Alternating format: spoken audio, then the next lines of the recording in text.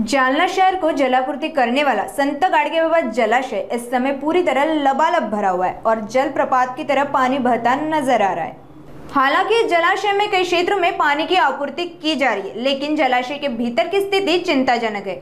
जलाशय के अंदर जहां पहले गाद निकालने और संरचना को सुदृढ़ करने का काम हुआ था, वहां अब बड़े बड़े पेड़ उगाए हैं। इन पेड़ों की जड़ों की वजह से जलाशय की पिंचिंग पूरी तरह कमजोर हो गई है। प्रशासन ने जल्द ही इस ओर ध्यान नहीं दिया तो आने वाले समय में जालना शहर को गंभीर जल संकट का सामना करना पड़ सकता है। इसी को लेकर युवा जिला अध्यक्ष सुभाष बोर्डे ने प्रशासन से मांग की है कि जलाशय की जल्द से जल्द मरम्मत की जाए और जलाशय से होने वाला रिसाव रोककर भविष्य के जल संकट को टाला जाए।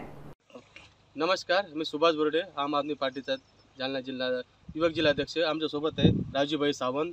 आम्ही आज इथं आलेलो आहे जालना जिल्ह्यातील जालना तालुक्यातील निधोना घाणेवडी जवळील संत गाडगेबाबा जलाशय इथे। तर तुम्ही बघू शकता की ह्या तलावाची ऐतिहासिक तलावाची किती प्रशासनाच्या निष्काळजीपणामुळे किती दुरावस्था झालेली आहे।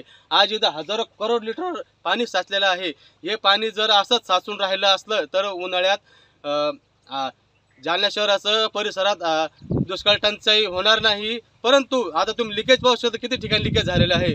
तर तुम्ही हे लिकेजची दुरुस्ती का करत नाही असा आम्हाला प्रशासनाला एक प्रश्न आहे।